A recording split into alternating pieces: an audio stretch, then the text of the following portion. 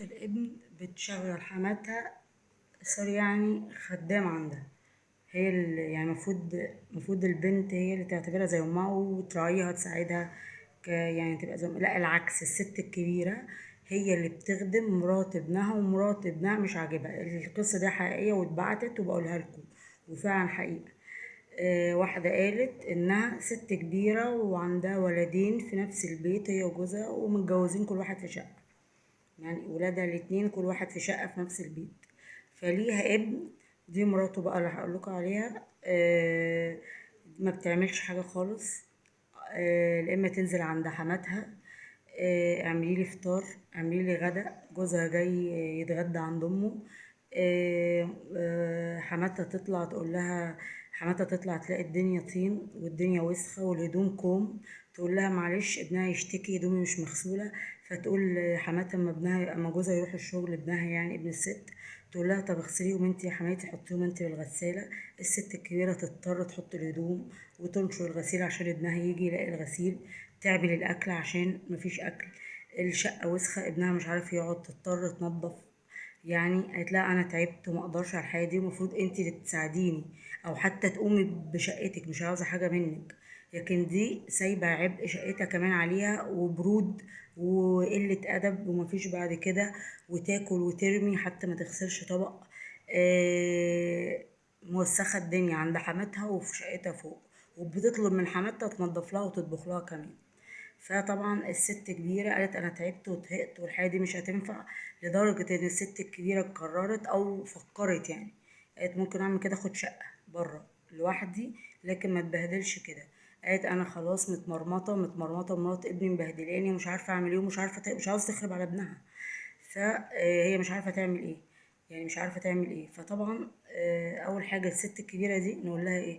لا، يعني انت ما تسيبيش بيتك، مش تسيب بيتك عشان مرات ابنك تتعلم الادب. تتعلم الادب، لما تروح عند اهلها فترة وترجع. لكن انت ازاي تخرجي وتسيبي بيتك؟ ما تسيبيش بيتك ابدا. انت ست البيت وتفضلي قاعدة في بيتك معززة مكرمة. وبعدين المفروض الست الكبيرة تقول لابنها، تقول له مراتك كذا كذا كذا، والوضع ده هل ينفع؟ اكيد ما ينفعش. ابنها بقى يتصرف بحكمة، يتصرف بحكمة وعقل. لا اما ياخدها عند اهلها، تقعد فترة كده وتتعلم وتيجي تاني كويسة، هم اهلها يعلموها بقى، يقولها الصح من الغلط ايه. يا اما يقول لها بقى انت تعملي كذا، ما تعمليش كذا، ما تروحيش عند امي، تروحي لها، ما تخليهاش تخدم، والبيت انت بيتنا مسؤولة عنه. شقتهم هم هي مسؤولة عنها، امه مش مسؤولة عنها. يعني شقتها، شقة الزوجية اللي متجوزة فيها، هي اللي مسؤولة عن كل حاجة. هو يا أمه مسؤولة؟ يا أمه مش مسؤولة عن حاجة. يعلمها الأدب ويقول لها ويحط النقط على الحروف. سمعت الكلام أوكي، ما سمعتش تروح عند أهلها بقى هم يتصرفوا معاها. لكن الوضع ده طبعا ما ينفعش سكوت عليه، وما ينفعش الست تسيب البيت وتمشي، استحالة، ده بيتها، ده هي الأساس. ازاي يعني تسيب بيتها وتروح عشان عيلة؟ لا، هي تتربى وتتعلم الأدب وتعرف الصح من الغلط ايه. وجوزها اللي يعلمها الأدب، هو اللي يقول لها، وأهلها يقفوا ويقول لأهلها بيعملوا في أمي كذا، تعمل في أمي كذا. إيه انتوا رأيكم ايه؟ والبنت دي بقى انت اتقي الله، انت اتقي الله، بدل ما تكبري وتتبهدلي برضو ويجيلك مرات ابن تعمل فيكي كده. اللي بتعمليه النهارده هتلاقيه بكره. فبلاش، اتقي الله، دي ست كبيره، ست كبيره، يعني زي امك، حماتك زي امك، والست طيبه.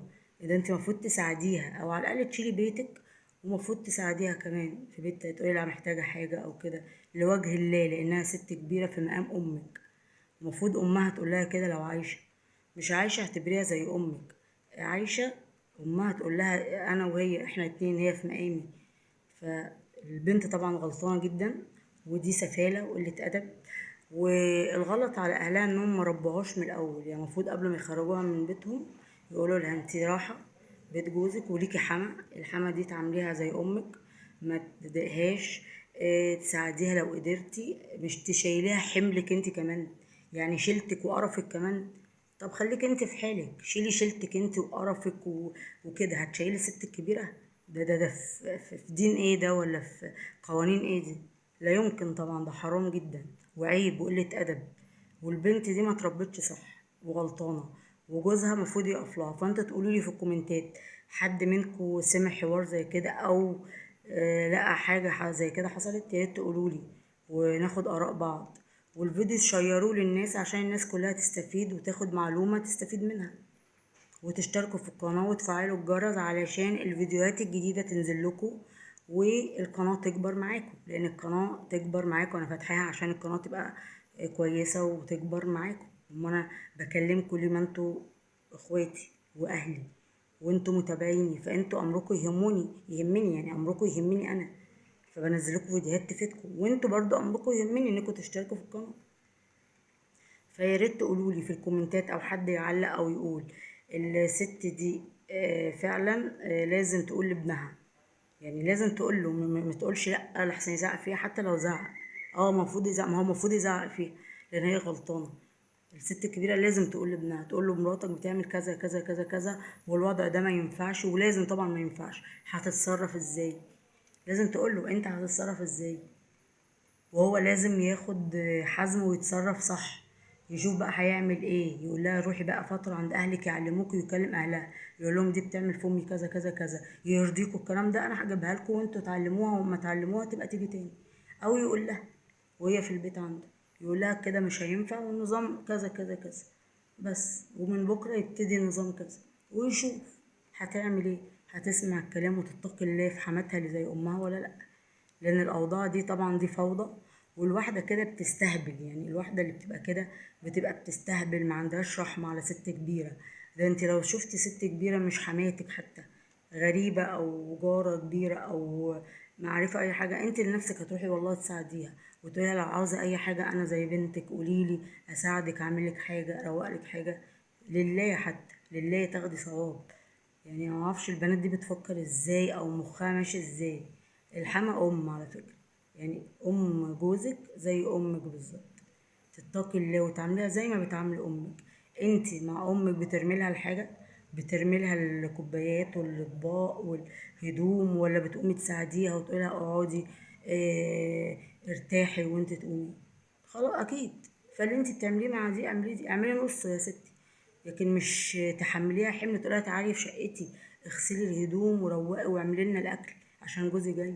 ده انت جبروت وقلة ادب، يعني سوري يعني قلة ادب.